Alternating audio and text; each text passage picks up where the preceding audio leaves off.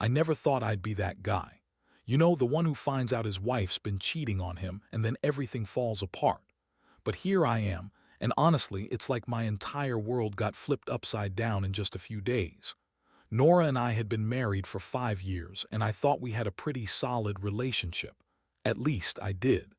She was always sharp-tongued, a little bitchy at times, but I figured that was just her personality. She was smart, ambitious, and damn good at pretending everything was fine when it was. We met in college. I was a few years older, finishing my doctorate in environmental science. She was supposed to be my rock, my partner in everything. But the signs started subtly. She'd get weirdly defensive if I brought up my research or my field work. She accused me of neglecting her, of spending too much time at the university or out on expeditions. I brushed it off at first. Everyone gets busy, right? But then I started noticing little things. Her phone buzzing at odd hours, hiding her screen when I'd walk into the room, quick excuses whenever I'd ask where she'd been. Nothing concrete, but enough to make me suspicious. One day, I decided to check her phone because I'd caught her lying about where she was last weekend. She said she was visiting her sister, but her texts with some guy named Jake were way too familiar. She'd been flirting, I could tell. But what really hit me like a punch in the gut was a series of photos I found in her cloud backup.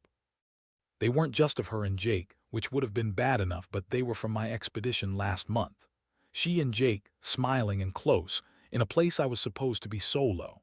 The photos showed her with her arm around him, sitting on a rock formation I'd spent weeks studying, and her teasing him about some secret project they were working on at the site. I'd been there, I knew what the place looked like, and I knew damn well she was. I felt sick. My first instinct was denial. Maybe it was some coincidence. Maybe she was lying about her location, but the photos, they were real and I knew it. That's when I decided to confront her. I had to know what was going on. But even then, I was hoping I was wrong, that maybe I'd misunderstood. I mean, how could she do this? After everything we'd been through. It's not just about the cheating, it's the betrayal of trust, the feeling that she's been lying to me about everything. It's like my whole world was falling apart, and I didn't know if I should be angry, devastated, or just feel numb. So I waited until she came home that night. I was ready, my heart pounding in my chest, trying to hold it together. I knew I had to ask her straight up. No more hiding.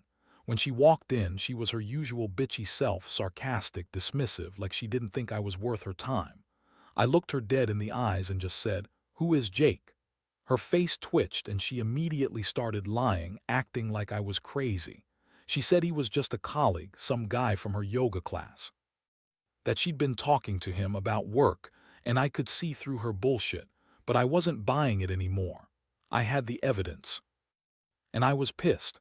That's when the anger really took over. Not just anger at her, but the disgust that I'd been played for a fool. I felt stupid, betrayed, and humiliated. How could she cheat on me? How could she lie to my face about the thing I cared about most, my work, my passion? It's like she didn't respect me, didn't care about what I did or how much it meant to me. I wanted to scream, to shout, to break something, but I kept my cool for now. I just told her I knew everything and I wanted her to come clean. That was the start of everything unraveling.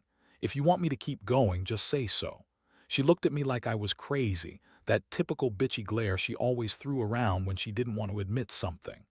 Her lips curled into that sarcastic smile she always used when she was about to lie her ass off. "You're imagining things, Jason," she said, voice laced with that condescension she's so good at. "You've been working too hard. You're paranoid. There's nothing going on with Jake. You're just insecure because I've been busy lately." I clenched my fists. I'd already seen the pictures. I knew she was bullshitting me. But that was her game, deny, lie, twist it around so it's my fault. She always turned things on me, made me question my own mind. But I wasn't falling for it anymore. I told her I wasn't stupid, that I knew she'd been with him at the site, that I saw the photos, and that her lies weren't going to work this time. Her reaction was to sneer and dismiss me. "Look, Jason, I don't have time for your stupid accusations. Maybe you're the one cheating on me, huh? Maybe you're out all night with your research buddies, screwing around." That's when I realized she was trying to flip the script, make it seem like I was the one in the wrong. I had enough. I told her I'd had enough of her bullshit and that I wanted her out of the house until she could be honest with me. She stormed off into the bedroom, slamming the door. I stood there feeling like I'd just been punched in the stomach. My mind was a mess. I couldn't believe I trusted her all these years, that she'd do something like this. I kept thinking about the photos, the lies, her stupid smirk when she tried to deny everything. It wasn't just the betrayal. I felt humiliated like a fool for not seeing it sooner. I kept replaying that moment of walking into the room, seeing her face, the way she'd lied to my face. That night was a blur of confusion and rage. I couldn't sleep, kept staring at the ceiling, wondering what I'd done wrong. Was I not enough? Did I miss the signs? Or was she just a bitchy liar all along? The more I thought about it, the more I realized this was bigger than just some affair. It's the trust, the respect, the fact that she'd lied about everything, even the most mundane things. And the worst part, I still loved her. I kept telling myself maybe it was just a mistake. Maybe she'd come clean, apologize, and everything would be okay. But deep down, I knew better. The next morning, I woke up with a pounding headache and that sinking feeling that everything was about to change. I needed to decide what to do. Next, all I knew for sure was that I couldn't keep going on like this, living in the dark, waiting for her to admit the truth. I had to confront her again, ask her what she really wanted, what she was hiding. I felt like I was walking on thin ice, uncertain of how far her lies went and what her next move would be. But the one thing I was certain of, I was done being the fool in her game. And I was already planning my next move, even if I didn't know exactly what it was yet.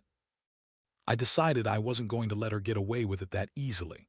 I had to come up with a plan, one that would hit her where it hurts and make her regret every lie she told. I started by digging deeper into her phone, her social media, anything I could find.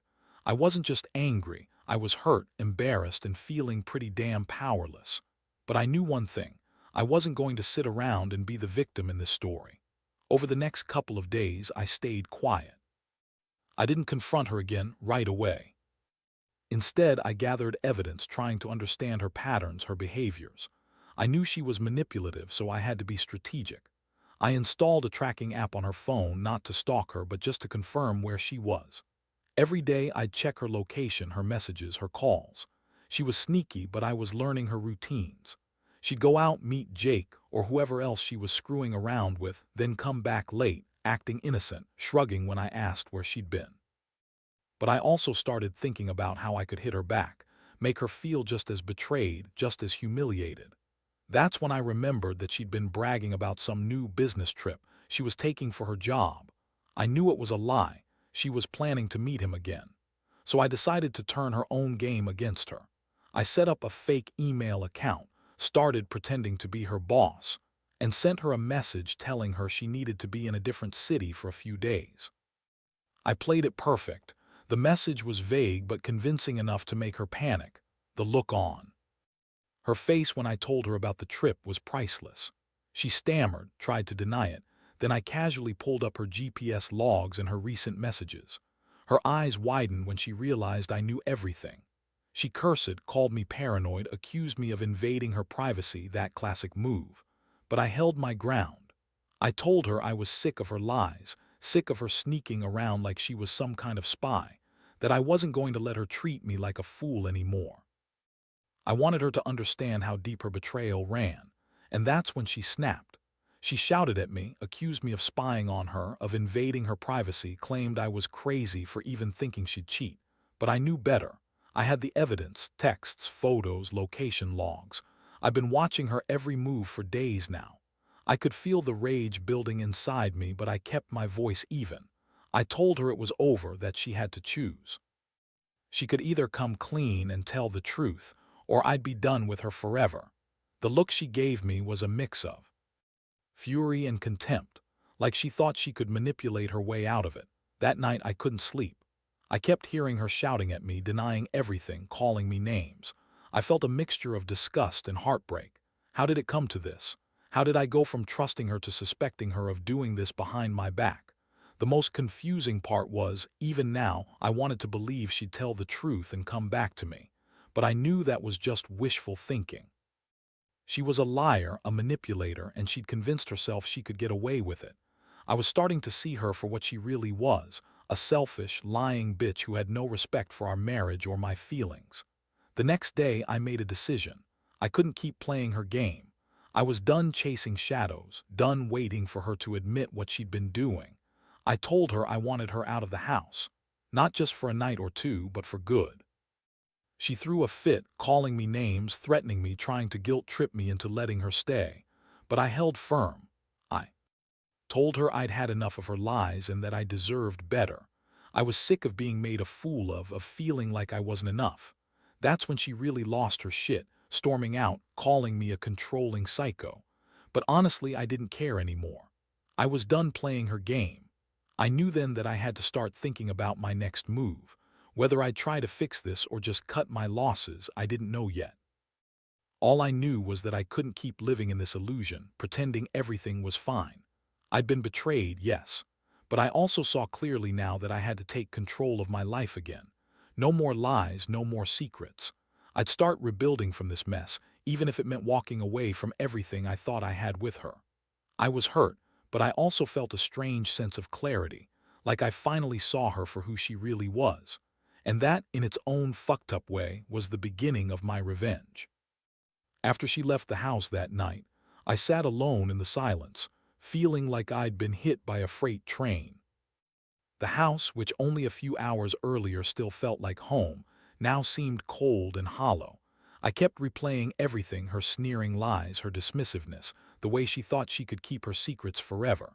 I realized I'd been a fool for so long, convincing myself she was just stressed, busy, or misunderstood. No, she'd been sneaking around behind my back for months, maybe longer. The depth of her betrayal hit me hard. I didn't sleep much that night. I was wired, trying to piece together what I should do next. Part of me wanted to just cut her loose, file for divorce, and move on. But another part, the stubborn, hurt part, wanted to exact some kind of revenge. I wanted her to feel how it was to be lied to, humiliated, and powerless. So I devised a plan, not just to hurt her, but to make her see what she'd lost, what she'd thrown away for some meaningless affair. I started by contacting a private investigator I'd found online. I needed concrete proof, the kind that couldn't be denied or dismissed as paranoia. Over the next few days, he gathered footage, photos, and a detailed report of her whereabouts. Turns out she'd been meeting Jake at a hotel just outside the city, often late at night. The photos they took together were candid, intimate. She'd even gone as far as to book a suite, pretending it was for a work project. The bastard had even gotten her to send him a nude, something I never imagined she'd be stupid enough to do, but she did. That was the moment I decided to confront her again, but this time with everything laid out plainly. I waited until she called, claiming she was stuck in traffic and couldn't get home. I told her I knew all about her secret meetings, her lies, her double life. Her silence on the other end was deafening. When I told her I had proof, her voice cracked and she started to stammer. Then she threw out some of her usual bullshit. It's not what it looks like. You're overreacting. I love you, but I need this and all that crap. But I wasn't buying it anymore. I told her she was done, that I was done, and I was going to end this nightmare once and for all. Her reaction was classic. She got angry, screaming at me, calling me controlling, crazy, jealous. She accused me of spying, stalking, and said I was ruining everything. Yeah, I guess that's what she thought, that she could keep doing her dirt and I wouldn't find out. But I had the evidence and I was ready to make her face it. I told her she could come home and pretend everything was fine, or she could leave and never come back. I wasn't going to beg her to stay. I'd had enough of her manipulations, her games, her lies. While she raged on the phone, I felt a strange mix of relief and anger. Relief because I finally knew the truth, and anger because I'd wasted so much time trusting someone who didn't deserve it. I realized I'd been living my life for her, trying to keep everything perfect, when she was out there cheating, lying, and sneering at me behind my back. I was furious she thought she could get away with it, that she could just slide out of this mess without any consequences. But I was done being her puppet. I told her if she ever tried to come back, I'd make sure she regretted it. That night, I sat on the couch, staring at the wall, feeling numb but also strangely liberated. I knew that whatever happened next, I'd never trust her again. She was a liar and a cheat, that much was clear. But I also realized something else. I was stronger than I thought. I had the power to walk away, to rebuild my life without her. And maybe, just maybe, I'd be better off without someone who could lie so effortlessly. Still, I couldn't shake the ache inside, the sense of betrayal that would stay with me for a long, long time. But I also knew I wouldn't let her win. Not this time. Not after everything she's done. The days that followed were a blur of chaos and reflection. I threw myself into organizing everything, packing her things, changing the locks, and setting boundaries I should have had in place from the start. It was a brutal process, but I knew I had to do it. I couldn't keep living with the ghost of her lies lingering around every corner of my life. Every time I thought about her with Jake, I felt a surge of rage, but I also knew that revenge wasn't just about hurting her. It was about reclaiming my dignity. One thing I did was dig into her phone records and social media activity. I wanted to understand her mindset, her lies, her manipulations. It turned out she'd been playing me for months, even before the expedition. She'd been talking to Jake behind my back, planning their little secret rendezvous, all while pretending to be the devoted wife I thought I knew. I found messages where she'd be bitching about me, calling me obsessive or controlling, making herself out to be the victim. It made me sick, but it also gave me clarity. She was a master manipulator, and I'd been blind to it for too long. I also reached out to some of my colleagues and friends, people I trusted. I wanted to confirm what I was seeing and get a sense of how much she'd lied to everyone around her. Turns out, a lot of her friends and even some of her family suspected she was cheating, but she'd always denied it with that sharp tongue of hers. She'd gaslight everyone, turn the situation around, make it look like I was the bad guy. But I knew better now. I'd caught her in her own web of lies, and I was determined to make her face the consequences. The biggest step was the confrontation I planned for her. I knew she'd try to spin her way out of it, accuse me of being crazy again, or worse, try to manipulate her way back in. But this time I was ready. I arranged to meet her in a public place, something neutral where she couldn't get too emotional or play her usual victim card. I handed her the evidence I'd collected, the photos, the texts, the GPS logs. I laid it all out calmly but firmly, watching her face turn pale as she realized I wasn't bluffing. Her reaction was a mix of rage, denial, and panic. She screamed, calling me paranoid, claiming I hacked her phone or that I was stalking her. She said I was ruining everything, that she loved me but needed this escape, whatever the hell that meant. I just looked at her and said, "You lied to my face, Nora. You betrayed everything. We had. I know about Jake, I know about the hotel, your secret meetings. Don't bother lying anymore, you're done."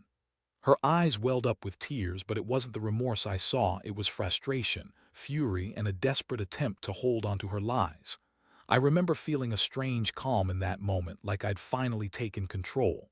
She was the one cornered now, and I didn't care about her tears or her anger. It was her turn to face what she'd done. I told her I was filing for divorce, that I couldn't stay with someone who thought she could cheat and lie her way through life. She tried to manipulate me, to guilt-trip me, but I wasn't having it. I told her she'd burned that bridge long ago. When she finally left that day, I felt a strange mixture of relief and emptiness. Part of me was glad to see the back of her, but another part was hollow, mourning the loss of what I thought was my life. In the aftermath, I took a step back and reflected on everything. It hurt like hell, but I realized I'd learned something crucial about trust, betrayal, and myself. I knew I'd survived this mess barely, but I did. I also learned that some people are just selfish and manipulative, and that no matter how much you want things to work out, there are moments when you have to cut your losses for your own sanity. From this point on, I promised myself to be more cautious, more aware, and to never ignore the warning signs again. If I could give anyone advice, it would be to trust your instincts, keep your boundaries, and never let someone treat you like an idiot. Because, in the end, no one's going to fight for you the way you should fight for yourself. The weeks that followed were probably the hardest of my life. I spent a lot of time alone, trying to piece together what had happened and how I let it get so far. I won't pretend I don't still feel the sting. The betrayal cuts deep, and trust is something I'm going to have to rebuild slowly. But I also feel a strange sense of liberation. I finally took control. I finally saw her for who she really was, and I stopped pretending. Everything was fine. The most important lesson I've learned from all this is to listen to your gut. I ignored the little signs, the odd behavior, the dismissiveness, all because I wanted to believe she loved me. Turns out, love isn't enough when someone's fundamentally dishonest. I should have seen the warning signs earlier, but I was blinded by my own hope that things would somehow work out. Now I know better. Never let someone manipulate or lie to you without consequence. I've started focusing on myself, my work, my friends, my future. I've even gone back to the expedition sites, not as a researcher, but as someone who's learned the importance of boundaries and self-respect. I don't hold any ill will toward her anymore. She's made her choices, and I've made mine. But I do carry the scars of this betrayal, lessons that will stick with me for a long time. Looking back, I realize I was naive to believe that a person's lies only hurt one person. They hurt everyone around them, family, friends, and even yourself if you're not careful. I almost lost myself in her web of deceit, but now I see. Clearly, I know what I deserve and I refuse to settle for less. I hope that anyone out there dealing with similar betrayal can take this as a warning. Be vigilant, trust your instincts, and never let someone's lies define you. Because at the end of the day, your dignity and self-worth are what truly matter.